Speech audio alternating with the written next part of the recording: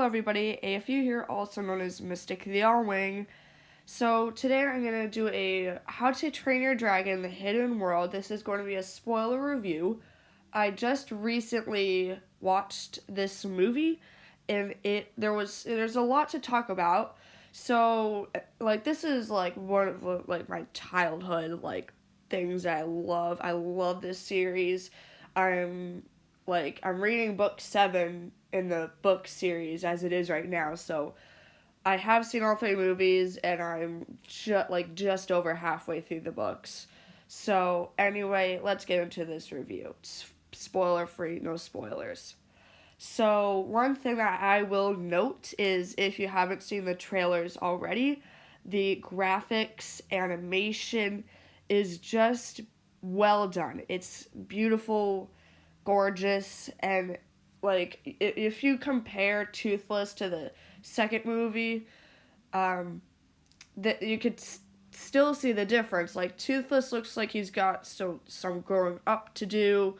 Like Toothless looks fully mature in this movie, and I like that. The Light Fury design, I think, is really done well. I love her sparkly look. Her blue eyes are one of my favorite parts about her. She does look younger than Toothless because Toothless has more antenna, if you want to say that. And she just looks a little bit more smoother and sleeker. I would say that's a thumbs up. I like the characters with their armor and suits, and it's just with Hiccup, sometimes he would have his armor on, sometimes he would have his flight suit on, and he has different outfits going on, and I just really like that. A lot of the characters we know from the second and first film are obviously back, with Cloudjumper, Volca, Gobber, Skull Crusher, Skull Crusher, Grump, Hook, Fang, Stormfly, Barf and Belch, obviously Toothless, and the Light Fury.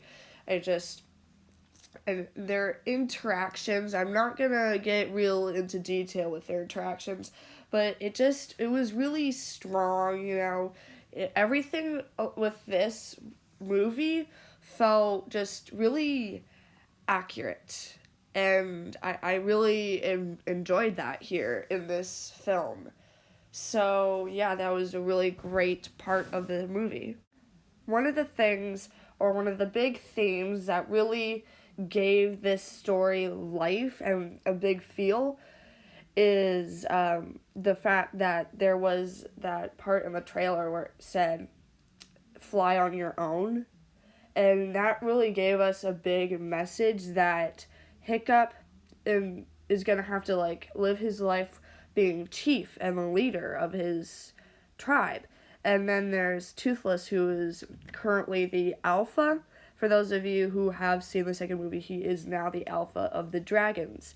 And I liked the tension that we had here, and it was really strong. We want these characters to be together, but are they going to stay?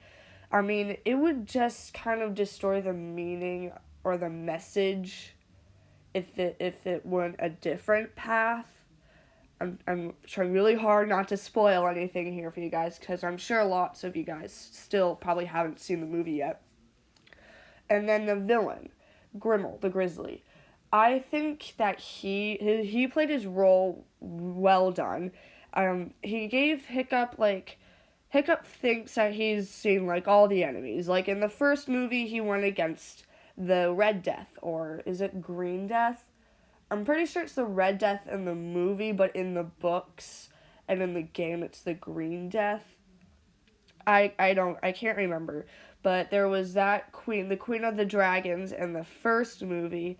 Then in the second movie, it was going against Darago Bloodfist, who just wanted to be the leader, who wanted to control the dragons due to his poor childhood because of them. And he wanted to control them, and he used the Bewilder Beast, and it was, I don't know, it was different for Hiccup seeing a dragon hunter this powerful, but Grimmel, he wanted to kill dragons.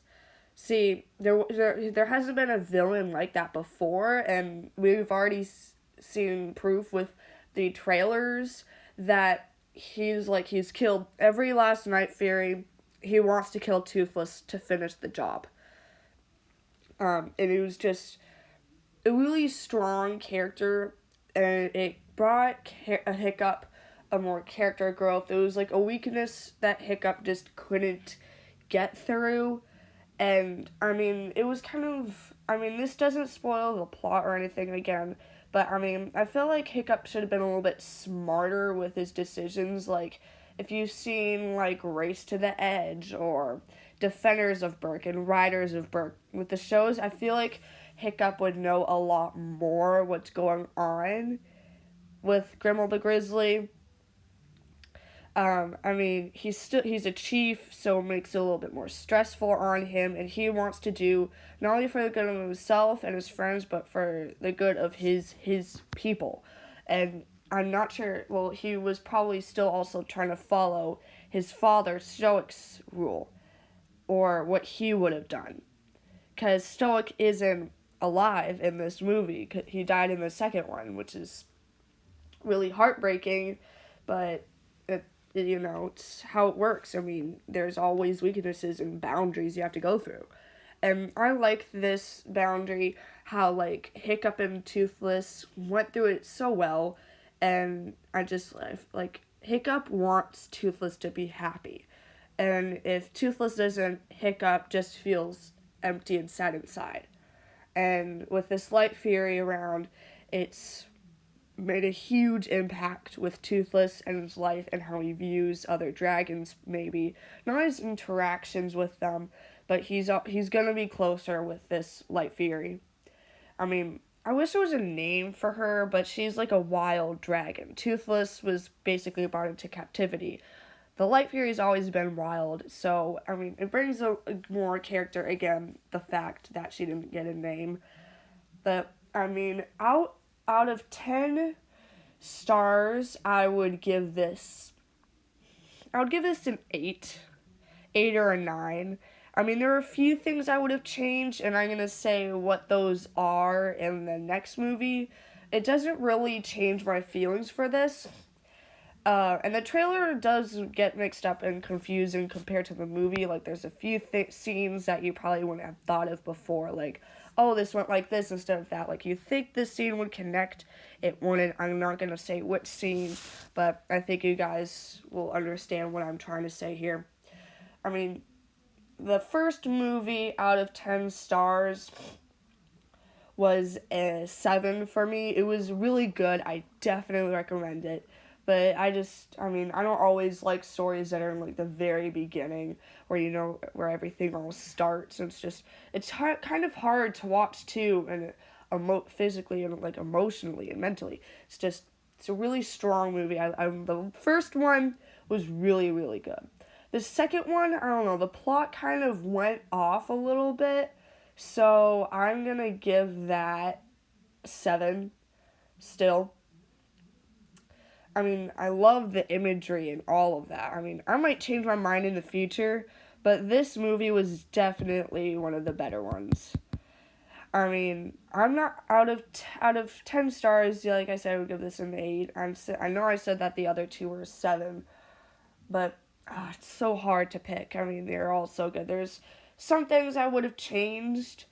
Like, the first one is, like, far in the past. I don't like how the Vikings are attacking the dragons. That's why it's at that level. I mean, it's a story. Out of the story, I would give it a 9 out of 10. Pretty much a 10 out of 10 out of the plot and the storyline. But because there's so much more we know about the interactions with peace and compared to war, that's why I would give it a 7 out of 10. The second movie, I don't know, I mean, the graphics are amazing. The plot was a little off, like, you don't really feel the message. That's why it's a 7 out of 10. This movie, there's a few things I would have changed, like I said earlier in the video, but it's just so strong that you don't really have that much complaints. So yeah, I would give this an 8 out of 10. 8 or 9 out of 10. I totally recommend reading and watching this series, guys. The next video is going to be spoiler review. I'll probably post that in 2 days, maybe when I'm not so busy. I hope you guys like this video. I hope to get some more How to Train Your Dragon videos in here, but don't forget to comment, like, and subscribe. I'll see you later.